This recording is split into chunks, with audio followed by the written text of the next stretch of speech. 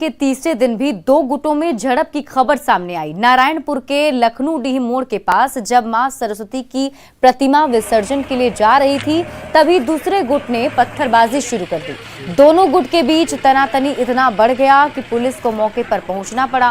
Police ने दोनों गुटों से बात की और विसर्जन को संपन्न कराया। इससे पहले रविवार को कर्माटांड और सोमवार को नारायणपुर में प्रतिमा विसर्जन को लेकर विवाद हुआ था।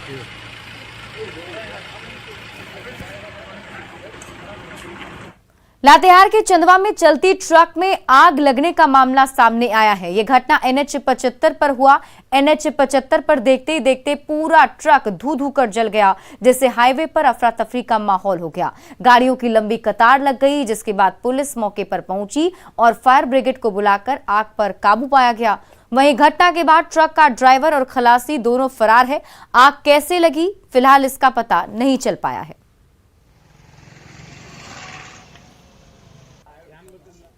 झारखंड में अब भोक्ता और पुराण जाति अनुसूचित जनजाति में शामिल होंगे। आजसू ने इस फैसले का स्वागत करते हुए कहा कि सालों पुरानी इस मांग को अब पूरा किया जा रहा है। TSC के मुद्दे पर आजसू के केंद्रीय प्रवक्ता देवशरण भगत ने कहा कि राज्य सरकार ने राजभवन के संवैधानिक अधिकार को सीमित करने का प्रयास किया था, जो कहीं से भी सही नहीं है। हम तो ये कहेंगे कि जो वर्षों की मांग है वो पूरा हुई है। और भी बहुत सारे जातियां हैं जो अपनी मांगों को लेकर आवाज़ बुलंद करते रहे हैं, क्योंकि TSC का गठन गवर्नर के माध्यम से होता है। गवर्नर ही नॉमिनेट करते थे सदस्य, लेकिन वर्तमान सरकार ने गवर्नर के उस कॉन्स्टिट्यूशनल राइट को हटा करके इसको एक विभाग की तरह बना दिया था। तो स्वाभाविक रूप से इस पे गवर्नर या राष्ट्रपति के द्वारा जो भेजा गया है रिपोर्ट, उस पर राज्य सरकार से पूछा गया है। दिल्ली में राहुल गांधी के साथ कांग्रेसी विधायकों की बैठक में कॉमन मिनिमम प्रोग्राम के साथ आगे बढ़ने के निर्देश दिए गए। इस पर JMM ने कहा कि पार्टी को इससे ऐतराज नहीं है। गठबंधन दलों में मुद्दों को लेकर आपस में समझौता और संवाद होना चाहिए, तभी गठबंधन मजबूती से आगे बढ़ेगा। गठबंधन की सरकार है। मिनिमम प्रोग्राम जो बनता है, कॉमन प्रोग्राम, निश्चित रूप से उसमें हमारी सरकार को, हमारी दल को कोई आपत्ति नहीं है। मिलजुल कर पूरी सहमति से, सबकी सहमति से सरकार चलेगी तो अच्छी चलेगी, लंबी चलेगी। कोई हठधर्मिता की सरकार नहीं है, तो ये बहुत बड़ी बात है और ये अच्छी पहल है। कांग्रेस के आला नेता की अध्यक्षता में बैठक हुई है। मुझे लगता है कि इससे गठबंधन को और मजबूती मिलेगी। बीजेपी विधायक CP सिंह ने राज्य सरकार पर गंभीर आरोप लगाए और कहा कि सरकार सिर्फ खाली खजाने का रोना रोती है, जबकि उनके मंत्री और विधायक लाखों की गाड़ियां खरीदते हैं। राज्य में लॉ एंड ऑर्डर की स्थिति काफी खराब है। वहीं आजसू ने भी हेमंत सरकार पर सवाल उठाए हैं, जबकि JMM ने सरकार का बचाव किया है। झारखंड के अंदर लॉ एंड ऑर्डर की स्थिति इतनी बेहद खराब है।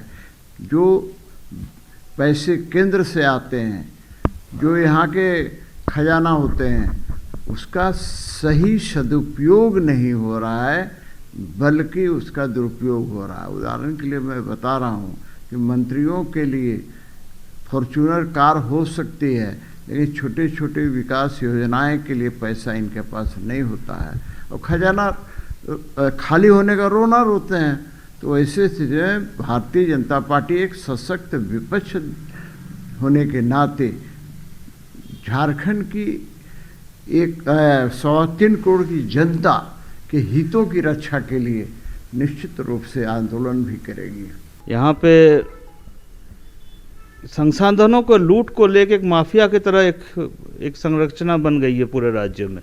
चाहे वो कोयला हो, बालू हो, पत्थर हो, इन सब को लेके, ज़मीन हो, इन सब को लेके एक माफिया का, एक लॉलेसनेस का, एक मैंने क्या बोले, कानून व्यवस्था का एक प्रश्न तो खड़ा हुआ ही है। एक संवेदनशील मुख्यमंत्री, एक लोकप्रिय मुख्यमंत्री, कुछ कर गुजरने की तमन्ना लेकर जो सत्तासीन हुआ, झारखंड और झारखंडियों के लिए बेहतरी का काम कर रहा हो, और उसे घेरने में क्या इन लोगों को कितनी परेशानी हो रही है, अब देखिए अंदाजा स्पष्ट लग जाएगा। दिल्ली में बैठक हो रही है, बड़े आला नेता की अध्यक्षता में सभी लोग एकजुटे हैं, क्या होगा। राज्य में कोरोना महामारी के कम होते रफ्तार को देखते हुए राज्य सरकार ने विभिन्न क्षेत्रों के साथ साथ खेल में छूट देने का निर्देश जारी किया है। खेल विभाग ने निर्देश जारी करते हुए खेल स्टेडियमों को कोरोना प्रोटोकॉल के तहत खोलने का निर्देश जारी कर दिया है।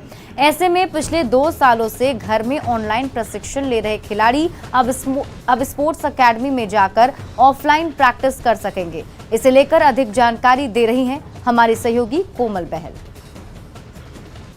समय से झारखंड के स्पोर्ट्स एकेडमीज जो थे वो बंद पड़े थे, जिसकी वजह से खिलाड़ियों को काफी दिक्कतों का सामना करना पड़ता था, खास करके ग्रामीण तबके से आने वाले खिलाड़ी जो कि स्पोर्ट्स एकेडमी में रह करके ही अपनी तैयारियां करते थे राष्ट्रीय और अंतर्राष्ट्रीय स्तर पर जाने के लिए। ऐसे में पिछले 2 सालों से जो है वो तैयारियां नहीं कर पा रहे थे, स्पोर्ट्स की प्रैक्टिस नहीं कर पा रहे थे। ऐसे में उन्हें काफी दिक्कतों का सामना करना पड़ रहा था। हालांकि कोरोना की जो रफ्तार है वो धीमी पड़ गई है। इस बीच जो है खेल विभाग ने आदेश जारी कर दिया है कि जितने भी स्पोर्ट्स एकेडमीज है उन्हें दोबारा से कोरोना प्रोटोकॉल को ध्यान में रखते हुए शुरू कर दिया जाए। तो ऐसे में सूत्रों के हवाले से हमें पता चला है कि जो खिलाड़ी है उनके आने का सिलसिला जो है वो शुरू हो गया और वो दोबारा से अपनी जो प्रैक्टिस है उन्होंने शुरू कर दी है। कैमरा पर्सन अमित के साथ कोमल बहल, न्यूज़ 18 रांची। जूनियर भारतीय पुरुष हॉकी टीम के राष्ट्रीय कैंप के लिए झारखंड के 3 खिलाड़ियों का चयन किया गया है। 14 फरवरी से 31 मार्च तक बेंगलुरु में आयोजित जूनियर भारतीय पुरुष हॉकी टीम के राष्ट्रीय कैंप के लिए असीम तिर्की और डेनिस किरकिट्टा सिमडेगा जिला के हैं, जबकि बिरसा ओडिया खूंटी जिले के हैं। तीनों खिलाड़ियों का इंडिया कैंप में चयन होने पर हॉकी झारखंड ने खुशी जताई है। धनबाद जिले में चोरों ने आतंक मचाकर रखा है। चोरों ने धनबाद थाना क्षेत्र के धैया ठाकुर कुल्ही में एक साथ 3 घरों को निशाना बनाया और 20 लाख से अधिक की संपत्ति की चोरी की घटना को अंजाम दिया।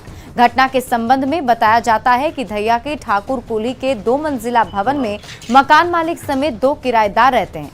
तीनों घर में ताला लगा हुआ था और घर के मालिक कहीं बाहर गए हुए थे। इस दौरान घर के सभी कमरों में लगे हुए ताले को तोड़कर चोरों ने पूरे आराम से ताला तोड़कर घर में घुसे और चोरी की घटना को अंजाम दिया। साथ ही चोरों ने घर में रखे काजू, किशमिश और बादाम का भी आराम से बैठकर खाया। हम वहाँ से आए तो यहाँ की स्थिति जो अभी देखा आपने तो देख ही लिया। कितने घर में हुई है चोरी? 3 घर में। हाँ, अभी तत्काल कोई नहीं थे, अच्छा है ना। 2 भाड़ेदार हैं, वो दोनों घर गए थे, एक सामने देख ही रहे हैं, है ना। वो कल आए, फिर इनसे भी बात हुई मेरे भांजे की, उसके बाद यही बताया सब। रांची में आपराधिक घटनाओं पर लगाम लगाने और पुलिस की विजिबिलिटी बढ़ाने के उद्देश्य से पीसीआर और टाइगर मोबाइल के कॉन्सेप्ट के रूप में लाया गया, लेकिन पीसीआर वैन महज हाथी का दांत साबित हो रहा है। लेकिन एक बार फिर इन पीसीआर वैन के सहारे पुलिस की विजिबिलिटी बढ़ाए जाने का कार्य किया जा रहा है। इसके लिए रांची में अब पीसीआर वैन की मॉनिटरिंग के लिए एक विशेष कार्य योजना बनाई गई है, जिसके तहत अब पीसीआर वैन के तय रूट पर क्यूआर कोड लगाया जाएगा और पीसीआर के कर्मी उस क्यूआर कोड के पास जाकर उसे स्कैन कर भेजेंगे, जिसके साथ पूरा डिटेल लोकेशन जो है वो उसके सामने आ जाएगा। इससे ये पता लग पाएगा कि पीसीआर अपने संवेदनशील इलाकों के साथ साथ अपने एरिया में भ्रमणशील है। पीसीआर और टाइगर जो पेट्रोलिंग हमारे यहाँ होती है रांची में, और इसके अलावा हमारे जो थाने की जो पेट्रोलिंग होती है, कहीं ना कहीं हम लोग अगर देखते हैं तो एक उसमें पैटर्न जो है या एक उसमें जो एक रोड मैप जो है उसकी आवश्यकता हम लोगों को दिखाई पड़ी है। इसी को लेकर के हम लोगों ने सभी पीसीआर और टाइगर जो है, विशेष रूप से पीसीआर जो है, अभी हम लोग प्रारंभ में पीसीआर का एक रूट चार्ट हम लोग तैयार करे हैं। उस रूट चार्ट के अनुसार हम लोग कई जगहों पे हम लोग क्यूआर कोड जो है उसकी अधिष्ठापना करवाएंगे। गुमला चैनपुर प्रखंड के घोर नक्सल प्रभावित सिविल गांव में गुमला पुलिस और सीआरपीएफ 218 बटालियन ने ग्रामीणों के साथ बैठक की। इस दौरान ग्रामीणों ने अपनी समस्याओं को खुलकर एसपी डॉक्टर एहतेशाम वकारिब व सीआरपीएफ 218 बटालियन के कमांडेंट अनिल मिंज के समक्ष रखा। अधिकारियों ने ग्रामीणों को सुरक्षा का भरोसा दिया, साथ ही नक्सलियों को संरक्षण नहीं देने व किसी प्रकार की भी सूचना तुरंत पुलिस को देने की अपील की। वहीं सिविल एक्शन प्लान के तहत गरीब परिवारों को अधिकारियों ने कई गरीब परिवार को जरूरत की सामग्री का वितरण किया और मेडिकल शिविर लगाकर स्वास्थ्य की जांच कर निःशुल्क दवा का वितरण भी किया गया। एक लिबरेटेड जोन था माओवादियों का, और हमें याद है कि 2020 में हम यहाँ आए थे एक सिविक एक्शन प्रोग्राम लेकर के। तो उस समय बहुत ही मुश्किल से 40-50 लोग इकट्ठे हुए थे, बूढ़े लोग, और हम जितना सामान लेके आए थे उतना बांट भी नहीं पाए थे। और आज 222 का ये फरवरी महीना है, एक साल में जो चेंजेस देख रहे हैं यहाँ पर, हज़ारों की संख्या में गांववासी, आसपास के भी दूर दूर तक, डुमरी तक के जो यहाँ के गांववासी है वो लोग आ गए, कुरुमगढ़ तक के लोग आ गए हैं।